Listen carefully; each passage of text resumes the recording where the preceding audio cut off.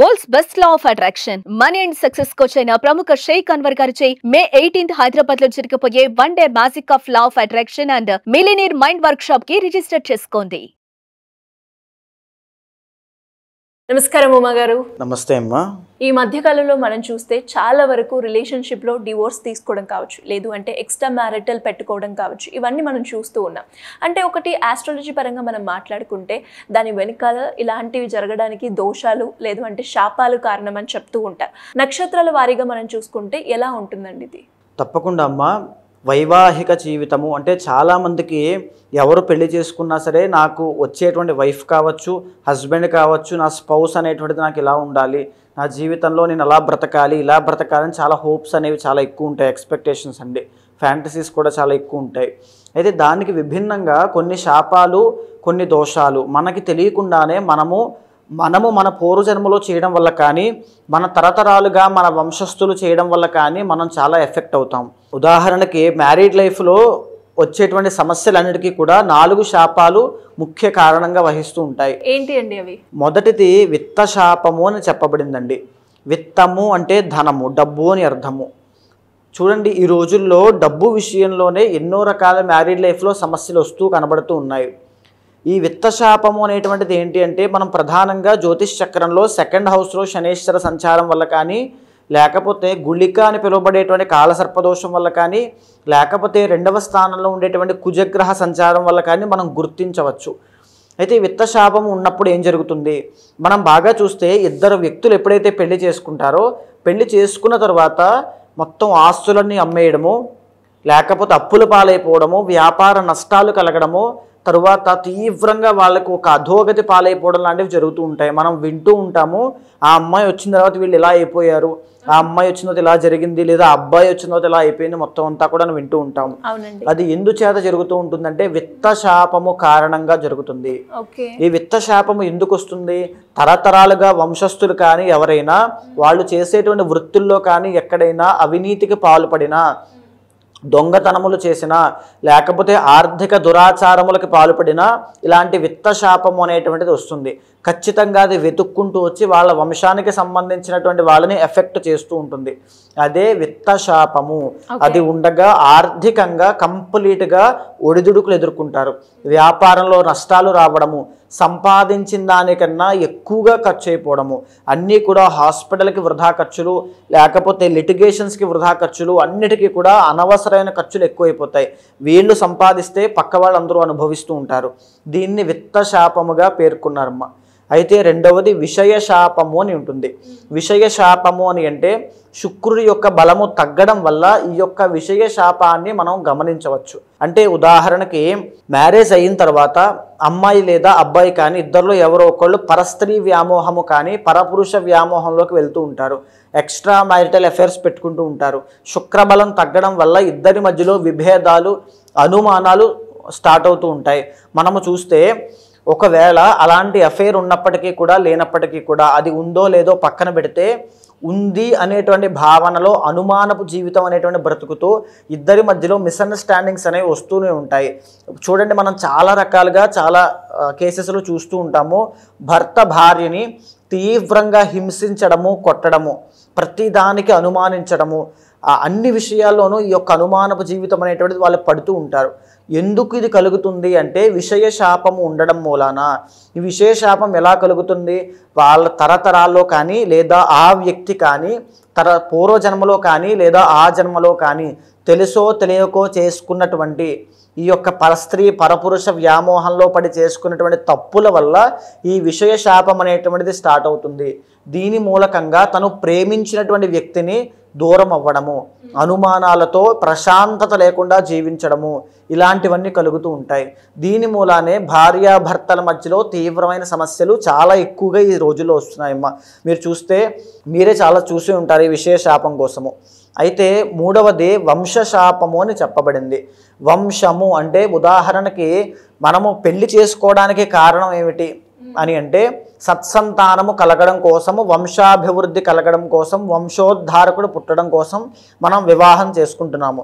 అలాంటి వివాహానికి పరమార్థమైనటువంటి సంతానము కలగకపోవడమే వంశశాపము. అంటే దీన్ని ఎలా గుర్తించవచ్చు అంటే, ఉదాహరణకి పంచమ స్థానంలో రాహుగ్రహ సంచారము, ఆడవాళ్ళ యొక్క జాతకంలో పంచమ స్థానంలో కేతు యొక్క సంచారము, మగవాళ్ళ జాతకంలో శుక్రబలం తక్కువగా ఉండడము, ఇలాంటి ఆస్పెక్ట్స్లో ఈ యొక్క వంశశాపాన్ని మనం గుర్తించవచ్చు. కొన్ని కేసెస్లో కుజదోషం వల్ల కూడా ఈ వంశశాపాన్ని మనం గుర్తించవచ్చు. దీని మూలకంగా ఎంత కష్టపడినా అంటే వంశోద్ధారకుడు జన్మించడం అనేటువంటిది జరగదు, సత్సంతానము కలగదు.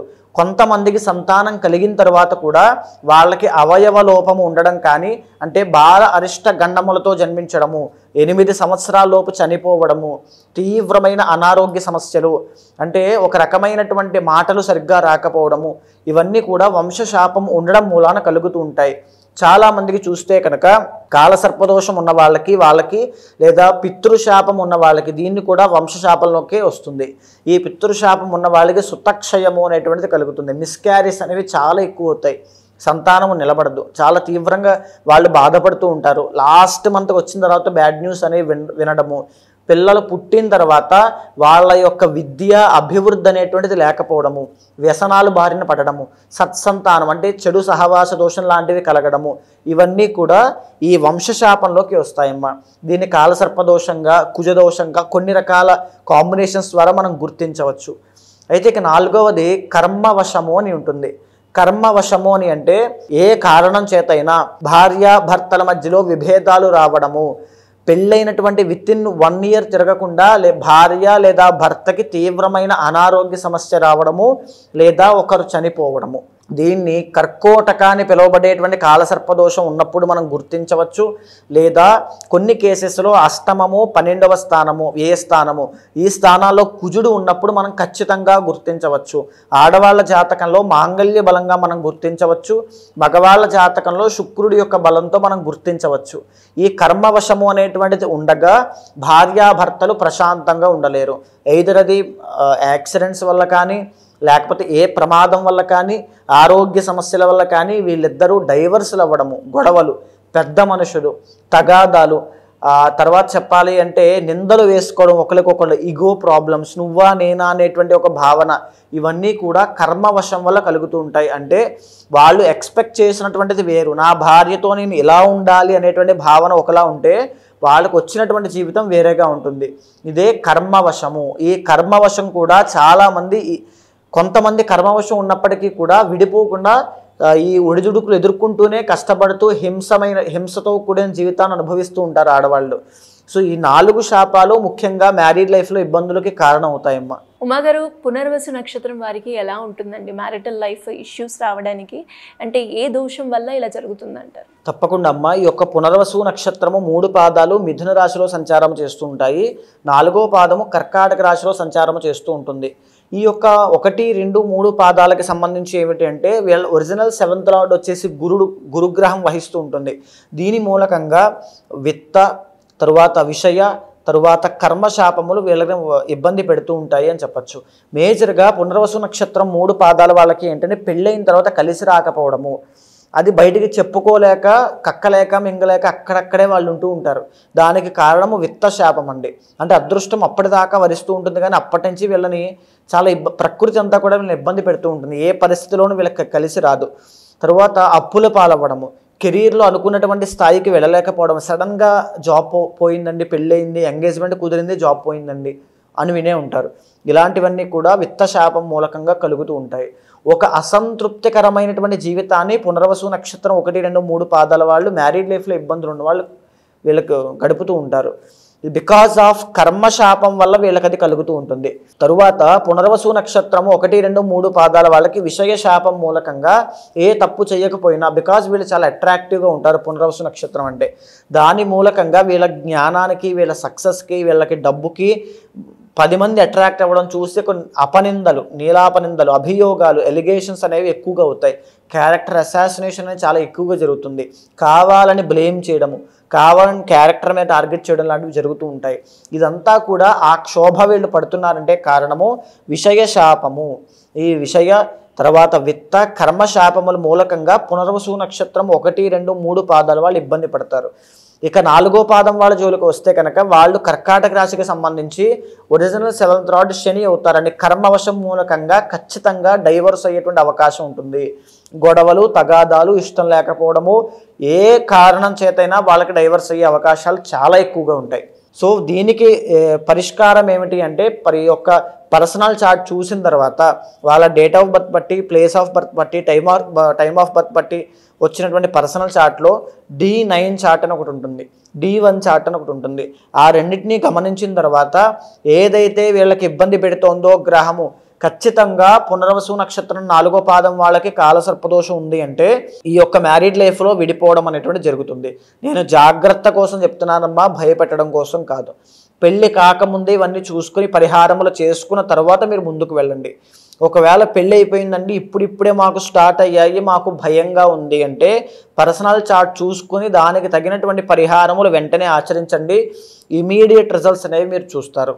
ఎవరికైనా కూడా పర్సనల్గా మీరు అన్నట్టుగానే వాళ్ళ యొక్క పర్సనల్ చార్ట్ ప్రకారంగా మా రిలేషన్షిప్లో ఇలాంటి గొడవలు ఉన్నాయి, లేదు అంటే మేము ఫైనాన్షియల్గా చాలా ఇబ్బందులు ఫేస్ చేస్తున్నాం, సో వీటికి మేము రెమెడీ ఆస్ట్రాలజీ పరంగా చేసుకోవాలి అన్నప్పుడు ఏ విధంగా మిమ్మల్ని అప్రోచ్ అయ్యే ఛాన్స్ ఉందంటారు? తప్పకుండా అమ్మా. అంటే ఒక్కొక్కళ్ళకి ఒక్కొక్క విధంగా, ఉదాహరణకి పర్సనల్ చార్ట్లో కొంతమందికి అష్టమ స్థానంలో కుజుడు ఉన్నప్పుడు హెల్త్ ఇష్యూస్ అనేటువంటి తీవ్రం అవుతాయి. పెళ్ళైనటువంటి సంవత్సరం తిరగకుండానే కోర్టు సమస్యలు ఇరుక్కుంటారు డైవర్స్ కోసం అప్లై చేసి. అలాంటిది పర్సనల్ చార్ట్ ద్వారా ఏ దశ అంతర్దశ నడుస్తున్నాయో చూసి గమనించిన తర్వాత ఇంట్లో చేసుకునేటువంటి పరిహారము సరిపోయేటువంటి జాతకాలు కొన్ని ఉంటాయి, మంత్రజపం చేస్తే తగ్గిపోయేటువంటి దోషాలు కొన్ని ఉంటాయి, హోమములు చేస్తే తగ్గిపోయేటువంటి జాతకాలు కొన్ని ఉంటాయి, యాగములు చేస్తే ఆ లవ్ ప్రాబ్లం సెటరేట్ అవుతుంది, ఇష్టమైనటువంటి వ్యక్తి ఆ భర్త దగ్గర పడతాడు అనేటువంటివి కొన్ని ఉంటాయి. అలా పర్సనల్ చార్ట్ ద్వారా చూసిన తర్వాత ఖచ్చితంగా ఆ నిర్దిష్టమైన పరిహారాన్ని ఆచరిస్తే శీఘ్రమే ఇమీడియట్ రిజల్ట్స్ అనేటువంటివి కనబడతాయమ్మా. థ్యాంక్ యూ అండి, థ్యాంక్ యూ సో మచ్. నమస్తే అమ్మా.